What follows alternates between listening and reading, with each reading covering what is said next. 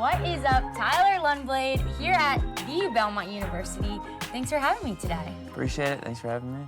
Yeah, well, I'm so pumped to be in Nashville, Tennessee, but I do want to set the stage. We are in the film room here at Belmont. So what's it like in the film room here for you? Yeah, hopefully it's lighthearted more than it's not. Coach does a good job of, obviously correcting mistakes, but keeping it fun at the same time. So spend a little more time maybe in during the season than we want in here, but it's part of it. It's part of it. You can't ever fall asleep because I'm looking at these chairs and they look kind of comfy. Yeah. So do you have a specific spot that you sit in here? Yeah, I'm on the back row right behind us. Oh, you go back row. You're not in the front. No, I was in the front. When I was at TCU, I always sat in the front row. But these ones, I don't know.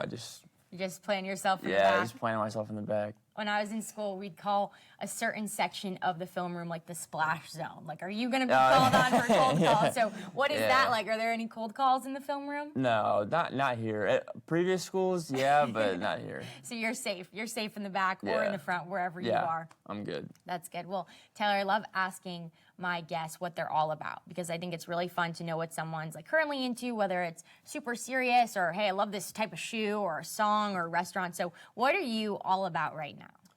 Outside of basketball, I'm all about food. Okay. I love to cook, and I love to try new restaurants. So that's what I'm all. When I'm not in these four walls, I'm probably thinking about food. So. Okay. Well, that was the word on the street, so I do want to ask you about that. What's the best thing that you can cook? My favorite over the summer, I did like a really good lemon vegetable pasta. Okay. That was good. And I'm on like a huge pasta kick lately. All pomodoro is like one of my favorite dishes. So just like kind of a crushed tomato pasta with garlic and basil is really good. But I've kind of started to dive like internationally a little bit. Okay. So there was an article that got written a couple days ago, and Drew, one of my teammates, was in there, and they had asked me like what my favorite dish was to make. So I was just like, I asked him, I was like, what do you think looks the best that I make? And it's called bibimbap. It's like a Korean rice dish. So I've started to, Mix branch it up. out. Yeah. So Give me like one cooking tip or piece of advice. have everything ready before you start. Okay. So like if especially with things like a stir fry, like once you start, you can't go and like cut up something else that you need. Like to have everything prepped and ready before you actually start cooking. It's like basketball. It's like practice, right? Exactly. You got to have it going. That's awesome. Tyler, I do want to ask about just basketball here at Belmont, but what's it like going here just as a student? Yeah, it's awesome. I've been at home, pretty much my whole life, and going to SMU and TCU before. Like, you're in, big cities, but I'm not far from home, and but like the city of Nashville like has everything that you want. Obviously, like the campus feels secluded from the city, but then you're also like a 10-minute walk from being downtown. And so you have like the balance of, big city if you want it, and then you also have like a nice secluded campus. And the campus is beautiful. And obviously like with the music school being a huge influence, there's live music on campus all the time. So if you're walking to class tonight, you're probably walking past a couple bands or a couple people playing guitar outside. And just, it's been great. Do you have any musical talent or gifts now that No. you've been here? You haven't picked anything up? No. That is pretty cool and unique and just fun to be in Nashville, right, with that. I just pulling in here today, I was like, wow, this school is beautiful. Do you have a favorite spot on campus? Oof. I think outside our arena is pretty nice with the curb looking over the lawn towards kind of all the newer buildings. And then, on my walk every day to our practice facility, I walk right past the Fisher Center, the Performing Arts Center, and there's a huge fountain. So that's pretty cool. Yeah. Cool spot to walk So by. fun. And I know that you have some athletes in your family, and you're obviously here for basketball. Was it always basketball for you, or were there other sports in the picture? No, it actually wasn't. Baseball was my first love, and I think in Texas that's pretty common. Both me and my older brother grew up playing baseball first, and then he transitioned to football, and then I played football for a year or two, and then picked up basketball and never looked back. Never looked back. No. So when did you know that you first wanted to play college basketball?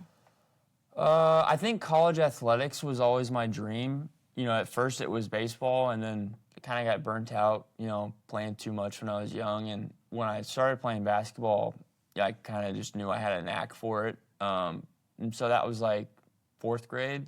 And then I probably didn't start taking it serious until middle school. But once I got to 7th, 8th grade, I was like, okay, I love this. This is what I want to do. And like watching my brother go play college football, my dad played college basketball. Like I knew it was possible. So yeah, it's those like middle school years are really intense for basketball, and my AAU and really basketball journey started here in Nashville. So I do want to ask you about that. When you think back to your youth basketball days and just maybe AAU basketball, what memory or maybe just team stands out to you? I think the first couple years were really fun because we were like my 5th and 6th grade teams were just our elementary school teams. In the summer, we would just like be the Liberty Warriors, and we would go play in like little school leagues in the summer. And so those were really fun. And then probably my last year of like the EYBL circuit, I had a really good team with Drive Nation, and playing on the 17U, that was really fun because we played in front of some huge crowds and against like a lot of guys that are in the NBA now. And so that was a really fun year. That is fun. And Yeah. now we see where my AAU career went and where your AAU career took you. But you know what? It all worked out. It all worked out well. And I think youth sports and club sports can be super transformational in not just like who you are as an athlete, but just kind of like who you are as a human too. Mm-hmm. Was there someone in your early basketball days that you feel like has really shaped the way you are as a player? I would probably just say my dad. He never tried to, with any of the kids, like he never tried to overcoach us or, you see so many overzealous dads in AAU tournaments, screaming at refs, and he was never one of those, but he was always just like the positive reinforcement in my corner, but he would check me when I was out of line too. And so I think just having his steady voice along me, because I've played for 10 and 15 different coaches and, all these different teams. And so I never really had someone that was consistently with me the whole time besides, my dad primarily for basketball because he played in college. So any like coaching tips like he would give, but he was never pushy. He was like, if this is what you want to do, I'll help you, but I'm not going to force you to do anything. My dad I played college lacrosse and lacrosse throughout middle school, and my dad would pick up a lacrosse stick and try to pass it with me, but he never played, so it kind of like soar and be like home run-esque. But your dad played college basketball, and so what was that like when you guys would go shoot together or go practice together? Yeah, I can't even count the hundreds of thousands of shots he's rebounded for me, and especially during COVID, there were some fights at some times between us, me getting frustrated and probably lashing out on him a little bit too much.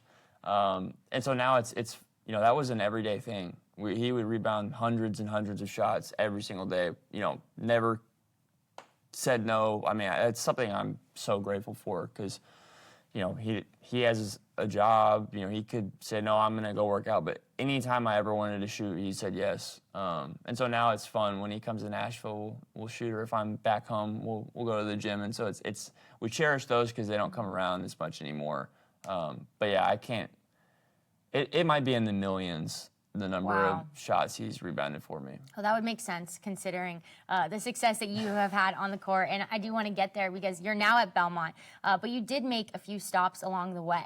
And you are the only Division I men's college basketball who has walked on to 3 different teams and earned a scholarship at those 3 different teams. It is amazing and really incredible. And you started your career at SMU. What was that decision like to walk on there? Yeah, so it was really unique. Like we had talked off air before this with COVID and me moving to North Carolina for a year, but it was, SMU had kind of recruited me the whole time. And so when I moved to North Carolina, my idea was to, play in front of some schools in that part of the country and see if I could pick up any offers. And, none of those ever came, but SMU had recruited me the whole time. And they told me, they're like, you're a scholarship player. We just don't have a scholarship available right now. And so it was kind of nice to have that in my back pocket because then I could wait, all the way to signing day, after signing day, and always have that option. So if something came up late, I could think about that. But they were steadily recruiting me the whole time. They really wanted me. And when it came down to the end, they were the program that actually believed in me. And so that was one of the main reasons I went there. It's funny that my dad played there and it had zero influence on me going there. But, yeah, they kind of recruited me the whole time. And, when I didn't really have any other options. It was like, okay, let's do it. Yeah. That's, it kind of parallels a little bit of my story. My parents went to the school that I ended up going to, and it really had no impact or influence on why I wanted to go there initially or why I was really getting recruited. Yeah. It's funny because, like, a lot of people are like, oh, you're going to be just like your dad. It's like, did your dad influence you? And I was like, no, he literally could not care less if I went to SMU or not. It just, that's how it worked out. Yeah, and I think it's cool though. Like, I think leaving and being gone from both of those schools, you can be like, oh, thank you, God. Like, that was so kind. I got to share in that experience with my parents. Yeah, and it's funny because, like, my dad has 2 of his jerseys, and a pair of shoes from when he played. And so, like, when I was in high school, we had like a jersey day, and I would wear like his SMU game jersey to school. No way. So yeah, it was pretty cool to have that. Like, and I think I took one of them with me and had it hung up in my dorm room. So it's pretty cool. So awesome, so special. And you didn't end up there, right? So can you just describe your process of leaving SMU? Yeah. So the coaching staff that recruited me was led by Tim Jankovic. And we had an incredible year. I loved it there. And at the end of the season, he decided to retire, kind of got forced out. Wasn't really, the best way to end things there. And then a new coaching staff came in, and we had, all of our spring workouts, and I thought things were going great. I was excited. And I get a text from our new head coach. It was like May 5th. So the transfer portal closes on May 1st. So I'm still on scholarship. I think it's not even in your mind. Yeah, and he's like, hey, are you going to be around over the break? Like, I would love to connect. So I'm like, yeah, of course. So I go to the meeting thinking it's going to be like, hey, like, great spring. We're going to go hard in the summer. Like, don't, goof off in May. And I'll never forget, I walk in, there's like a computer guy helping him set up his office, and he like kind of ushers him out. And I sit down, the first words that come out of his mouth are like, yeah, we're not going to keep you on scholarship. And I'm like distraught. I'm like, are you kidding me? Cut to the chase. Yeah, there was no like, hey, how are you? It was just like, yeah, we're not going to keep you on scholarship.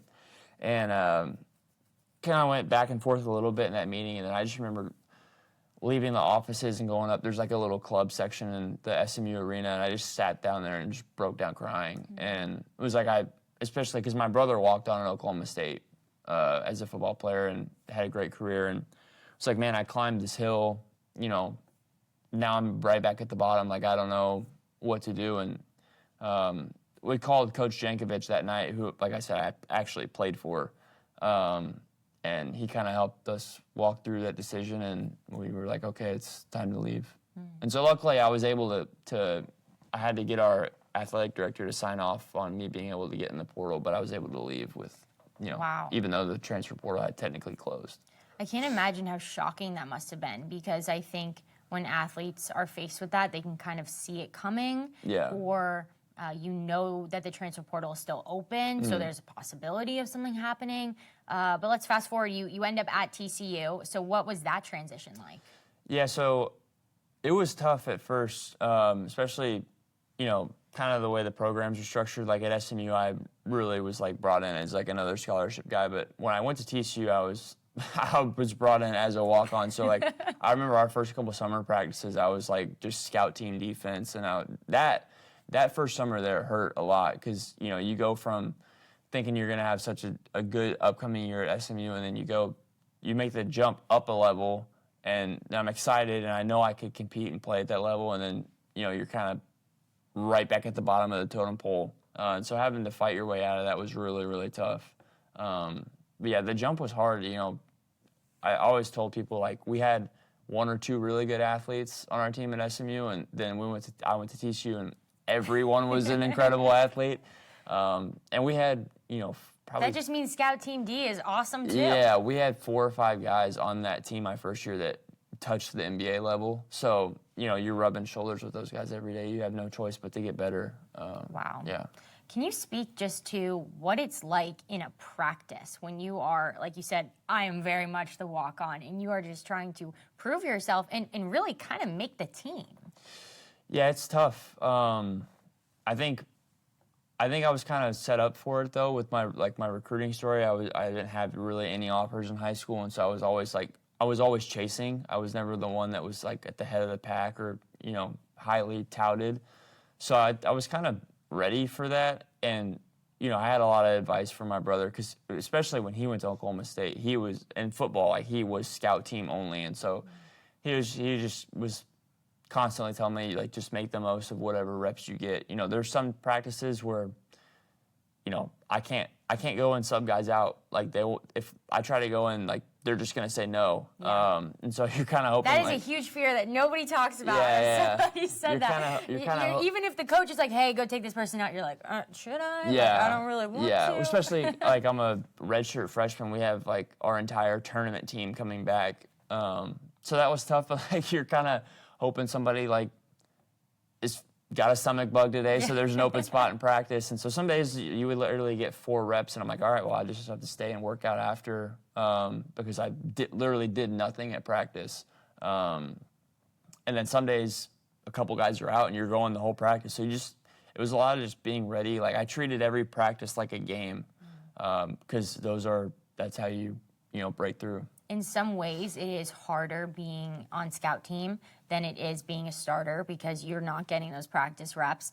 And you, like you said, or you could be playing every single rep of practice, because you know what, today we're just going to go, team 1 versus team 2 Yeah. and do that all. So you got it, and you have to be conditioned, like you said, because you're not getting that conditioning in practice. Yeah, and it was tough because some days, like, the way our practices were structured, we kind of do all of our skill work and stuff at the beginning, and then we would do all of our live portions at once. And so you go from, having a good sweat, and then you're kind of just sitting really like in a game, you just be sitting on the bench. So you're just kind of standing there, like, clapping guys up, trying to stay engaged, and then you might get pulled in for 1 rep 35 minutes later, and you got to be ready to go out and play. So that really, it was tough, but it kind of prepared me, when I eventually came to Belmont, starting the season coming off the bench, because I had done it, so long in practice. And staying locked in, right? Yeah. When you're on the sideline, oh wait, what play were they running? Are they in zone or man? Like, like this, the little nuances. But let's just talk about your transition to Belmont, because you probably expected to stay at TCU. How did you end up leaving there? Well, really the same thing that happened at SMU happened at TCU. So my last year there, I had a surgery, so I medical redshirted, and I had come back, rehab all through the spring, was completely healthy.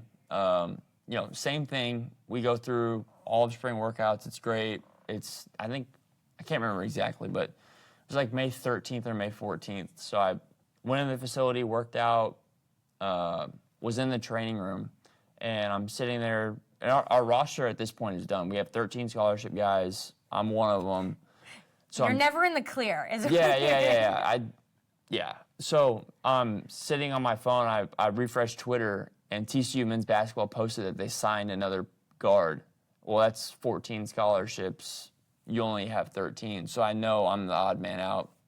So I immediately went up to the offices, talked to the assistant I was closest with, and they're like, he was distraught, and he was like, yeah, I mean, we had probably 5 or 6 meetings going back and forth about if you were our guy or if we were going to sign another guard. And ultimately, Coach Dixon decided to sign another guard, and I had no idea. And they were like, yeah, I'll just have to talk to him about it at some point. And so fast forward, like, Coach was off at USA Basketball. I couldn't get a hold of him, and, kind of it all ended really poorly. And so we kind of sat down and had a meeting with the coaching staff and my dad, and it was just basically the end of it. They were like, if you don't want to be here, you can leave. And I was like, all right, well, I guess that's fine. That is extremely hard. Yeah. And so, thank you for just sharing that, because you're not the only person that's going to walk through that and has already walked through that. What did you lean on during that time? I mean, my faith, that was because from a worldly view, none of it made sense. I played really well in practice, and, probably was deserving of maybe some more opportunity than I got. And so it was really tough, but I think having my parents in my corner and just my faith, that's what got me through. I mean, I look back at, when I was at SMU, how the Lord provided and got me to TCU, and I think when everything went down at TCU, there was probably a lot more uncertainty than there was the first time, but knowing how the Lord had pushed me through that situation and provided, that was what kind of gave me hope and a peace of mind, knowing that, okay, like something is going to come from this, and it's not going to last forever. When you're in that first initial meeting with that assistant coach who you had a good relationship with, what was going through your head? Were there moments of like, is this it for me? Is that my basketball career is done? Like, was there any doubt? Yeah, no, maybe not in that initial meeting, but I specifically remember there was one night I was probably up at like 3 a.m, and I couldn't sleep, and I texted my dad. I was like, I don't know if I should keep playing, because I was a rising senior. I really hadn't played. I just am laughing because like now knowing your story, like that is wild. Yeah. And just so cool to see like how the Lord has worked through that. So sorry to cut you off. I'm just like literally I know the ending. Or I know part where you are now. Right. Okay, so sorry. Keep So going. yeah, because I'm a rising senior, I'm 1 year away from my degree, and I can't really go anywhere because there's no film of me let's playing. forget about school. You're also a student. Yeah, I've played 50 minutes of basketball in 3 years, and like none of it was really meaningful. And I'm 1 year away from a degree at TCU. That's worth a lot. I can't just jump to, some low level and throw that degree away. And he texted me right back and was like, "Don't stop. Like it's something. It's gonna work out. Like just, keep trusting in the Lord." And ultimately, a couple weeks later, I was at Belmont. So wow. I do think a lot of college athletes, regardless of whether even they're the starter on their team or the riding the bench, you struggle with worth, value, identity. How did you maintain that in what were two really disappointing situations for you athletically? I think it's twofold. Like obviously, my faith played a huge part. So basketball is what I do, but it's not who I am. Like at the end of the day, like we're playing a kid's game. Like it's just a sport, it's not my life. When hopefully I, play basketball for a lot longer, but like I'm hopefully going to live, 40, 50, 60 more years after I'm done playing basketball. And so it's not my whole being. You're also a chef. Yeah. But then also like I knew I could play. Like I knew all the work I had put in. I knew, how I was playing at TCU and at the level I could play. And I knew I just needed an opportunity somewhere to show it.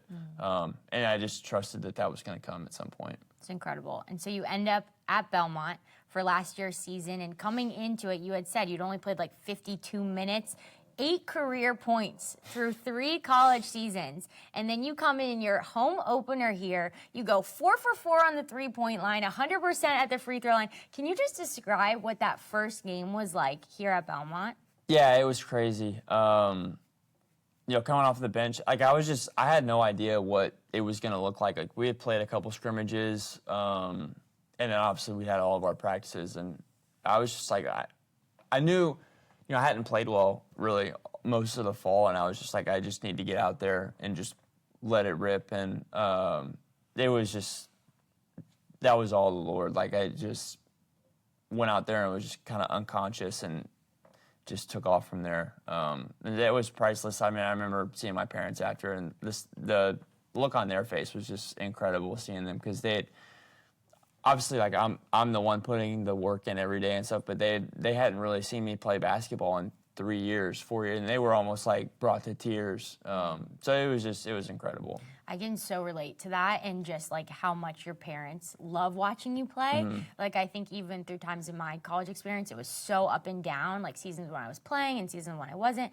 And I could tell my parents had that just heartache for, I just want to see my kid like play. So Yeah. it's not like some practice film or, hey, look at this clip of me on Scout, and like it does mean so much for them. And the people too that are rebounding for you. But let's keep going, because you ended the season the best 3-point shooter in the nation, shooting 48%. I think you had 104 3-pointers. Absolutely wild. So I have to know, what's your 3-point drill? Oh, there's hundreds. There's not one. Yeah. I joke with people that, ask me. I'm maniacal about, the work that goes into all that, but it's just thousands and thousands of reps. There's no like one trick. There's no one drill is there anything you do every single day to practice your 3-pointer? Practice my 3-pointer. Like it's just, there's hundreds of different shots I'm going to get in a game. And so I just try to make my workouts as game-like, but there's no, one specific thing. I have, general routines, but from every day, like, it's going to be different. It's not the same thing every day. If you had to pick one spot on the arc, where is your spot? Probably either corner. Either corner. Yeah. Corner 3, okay. That was my one spot. They were Yeah. like, yeah, we'll just get in the corner and like, hang out there. The line is actually shorter in the corner. Okay. So you're a little closer, and you have like the backboard to kind of be like a straight line guide along the rim. So I think everyone shoots best from the corner, but yeah, I would definitely say The corner, corners. okay, Yeah. so careful. Lock down the Yeah, corner. yeah. I'd love to know just how your three-point shot has evolved throughout your basketball career, maybe even going back to high school. Yeah, it's funny. In high school, I used to shoot like, I think part of it was because I had the time. You know, defenders were a lot better in college, so you have to get it off quicker. But in high school, I kind of shot like behind my head, like Larry Bird almost. And That's then okay. When I went to college, it like my dad noticed it first before me. He was like, "Did you move your shot forward?" And I was like, maybe not consciously, but kind of now it's very up like the side of my body, like but in front of my head. So yeah, I think it's, as a shooter, like I'm always trying to make improvements, and so my shot has kind of gradually changed over time. When I made the jump from SMU to TCU, I had kind of developed like a weird hitch, and so I was missing a lot. And so that August, in between our summer and fall workouts, me and my dad went to the gym every day, and like that was the only time I've had to physically correct something.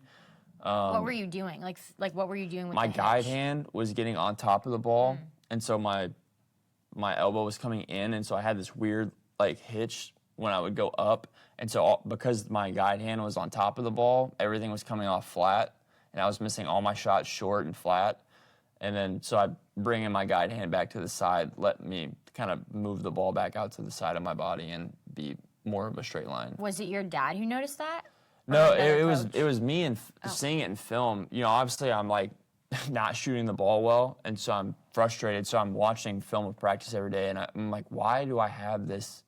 It looks ugly. Like, why is it You're looking like that's this? That's not a pretty looking shot. Yeah. And so breaking that down, and we would like take a tripod and just put it behind me, and I would shoot 15 shots and say, okay, like it looked a little bit better. Like I need to move my guide hand more. My elbow's still coming in.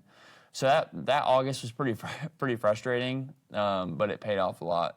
That is so, like, I think it's so great for even young athletes to hear that from you, like, now the best three-point shooter in the country, right? Like, you had to literally film yourself with a tripod from the back. There's just, like, little things that you would never think about, and it's so important. And even at what point, how old were you when you were correcting that? 21. 21. Yeah. Like you would, I think some athletes think, oh, you know what, I'm a starter on my high school varsity team. Like I'm good. I'm not evolving my shot, but I think it's so important because that's what the best of the best do. But obviously it's not always going to be perfect for you. So when you're in a shooting slump or you're starting a game and you can't really get into a flow, what do you do? What helps you fix that? I try to just not think. I always think about like the law of percentages.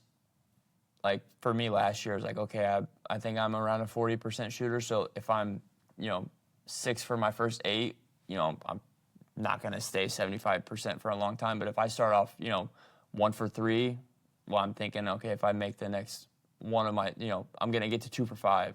And so as a shooter, you can never stop shooting because that's what takes your confidence away. And so, I don't let the misses determine. I just try to make every shot perfect of what I can control. I can't control if the ball bounces the right way, but I can control my feet and my, the rhythm of my shot, my footwork, my prep before each shot. And so that's what I lean on. I don't really get attached to the outcome. I just try to make every rep perfect. Yeah, and it's mental toughness too, right? Like, because you can get in your head really quick, but I think you're going back to the preparation that you've put in.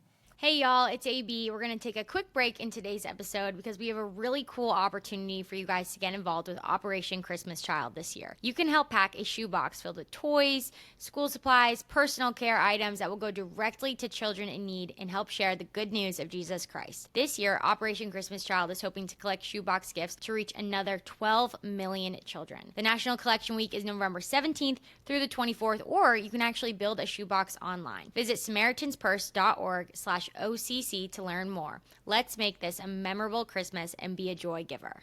when you think back to last season, is there a specific three-pointer out of, the 104 that comes to mind just when you think about a three from last year?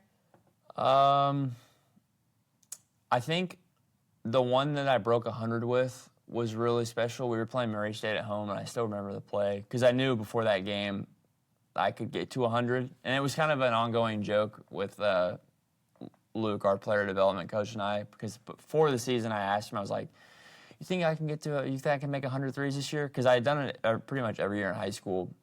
And he kind of was like, because I don't think he thought I would play that much at that point. And then I kind of broke in, had, developed the role that I So you had ended up asked having. him way back. Yeah, that was before the season. And so I would like mess with him during the season. Like, oh, you didn't think I could get to 100. And so I knew that number was in mind. And I think I was at like 98 or 99 before that game. And then hitting that, it was a tough one too. And it forced them to call a timeout. And I remember like knowing that was 100, like, They were just celebrating for you. Are you kidding? They were just like, we'll let them have this moment. That's why they called the timeout. CBS actually got it. They had a baseline camera, and after they had called timeout, I let a huge scream out. And I was fired up because just like I think as a shooter, like if you can hit 100 threes in a year, like that's a big number, and just knowing like what I had gone through the last couple of years, that was a really cool moment. Yeah, I mean, yeah, right? Like all the things that you had gone through and to be able to accomplish that is probably wild.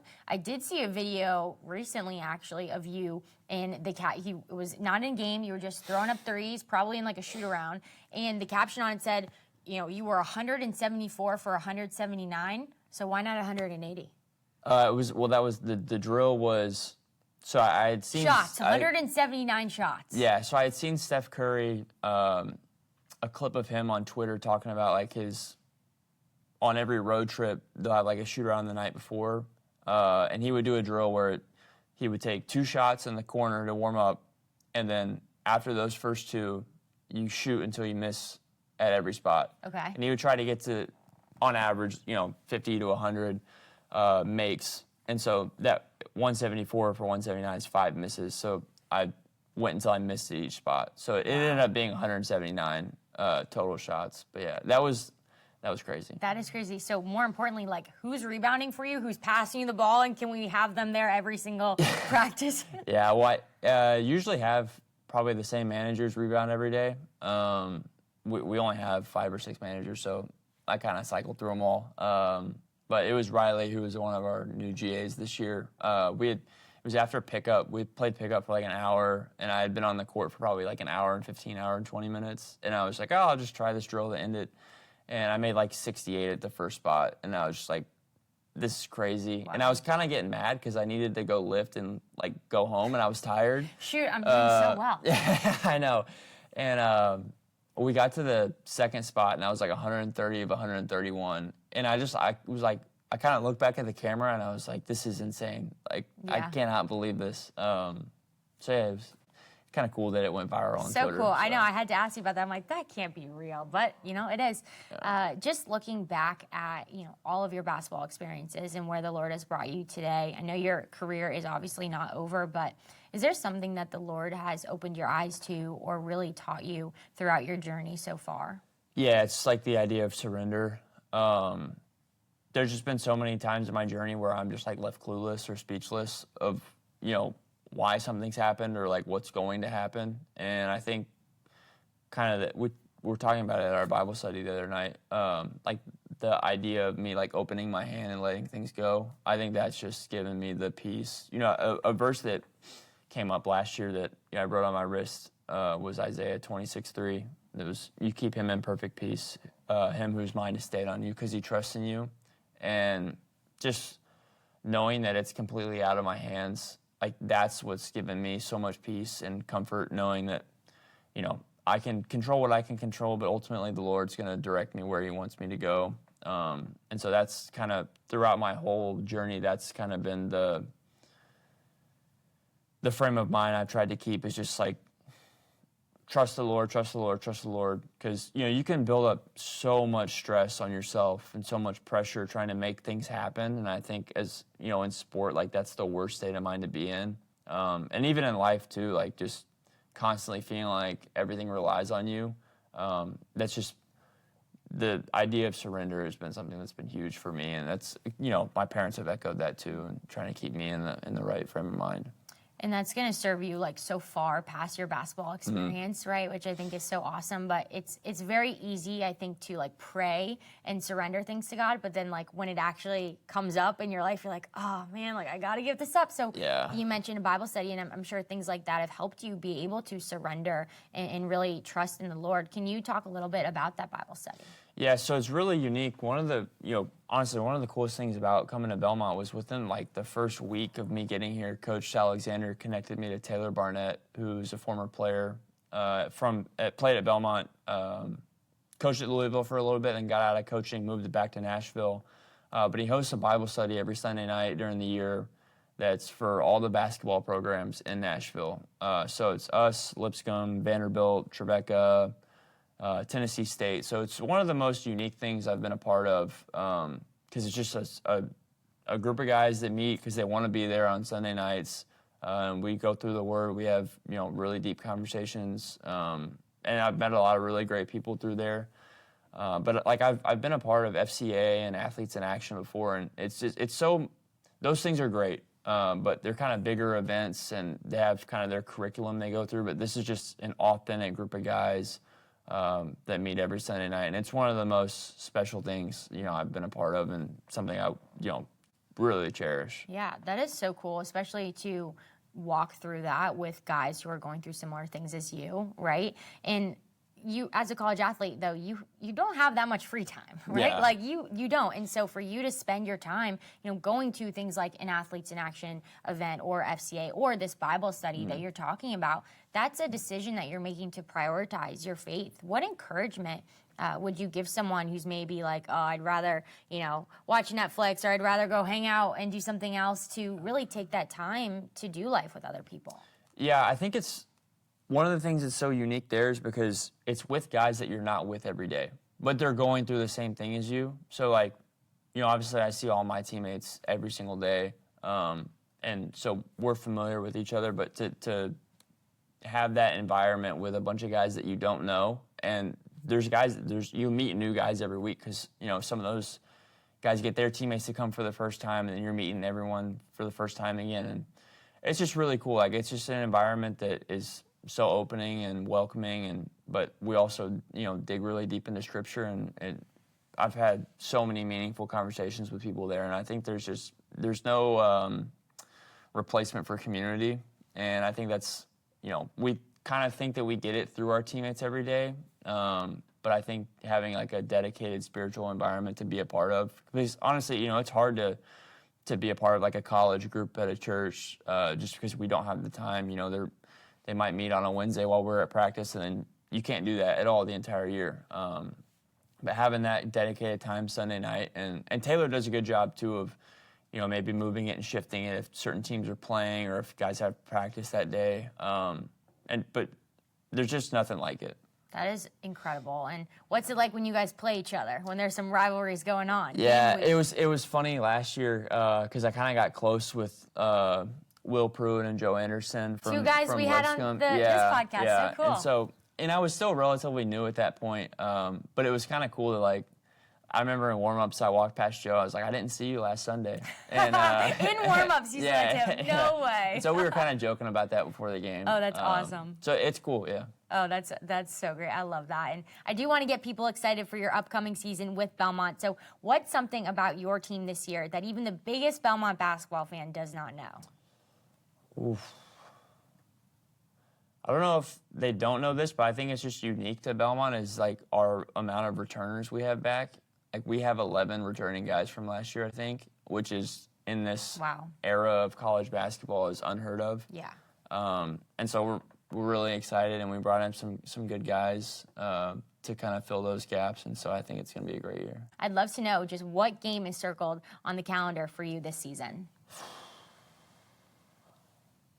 I think Lipscomb at home is going to be nice because going to their place last year, and that was early in the season, and I wasn't playing much at that point. And I think this year, like, having a much different role, that's going to be a really fun one. And I've got some people coming in town that week, so that's going to be fun. And then I think our all of our travel trips this year are going to be really cool. Like, we're going to Richmond. We'll play in Naples, Florida. We play at UC Irvine. Fun. So got some pretty good travel. Good. And then we play in Tulsa this year at Oral Roberts, which is pretty close to home. So I'm going to have a pretty big crowd at that one. So that game will be pretty fun. Oh, that's going to be amazing. Yeah. I absolutely love it. So cool. Well, Tyler, I'll wrap with this. Just hearing your story and how the Lord has brought you through like some high highs and some low lows. What encouragement maybe would you give basketball players and maybe just athletes of, hey, you can either do basketball and you can do it by yourself and, you know, get through it that way, or you can do it with the Lord. What advice would you give them to do it with the Lord? Yeah, I think the verse that comes to mind is Ephesians 3:20. It's been a verse that my parents have held on to forever and kind of have always preached. And it's honestly come to fruition this past year with me. But you know, the Lord can do so much more than you could ever ask or imagine. And I think when you try to walk this road alone, like, you don't even give yourself that opportunity. Not that, you know, I don't want to say it's like, oh, if you trust in the Lord, you're going to drop 30 every night. But I think either what the outcome of the game might be, or, you know, what you gain from the sport or take from the sport with you, just walking that road with the Lord is the best option. And, you know, the ways I've grown throughout every up and every low in my journey, if I tried to do it by myself, one, I don't think I'd be here, and two, I don't think I would be the man I am. And so I just think, you know, whether it's sport, whether it's work, whether it's school, you know, walking life without the Lord is not the life to live. So That's so good. Well, Tyler, this was so fun for me. Yeah. Thank you for like sharing your heart, and I'm excited for that Lipscomb Belmont rivalry coming up this season, and for you to go play in front of some home friends and all those things. But seriously, cheering you on, and so excited to show people you on Sports Spectrum. Appreciate it. Thank you. Been watching Sports Spectrum for a long time, so it's pretty cool. So cool. Let's go. Well, good luck, and we're so excited to cheer you on. Thank you.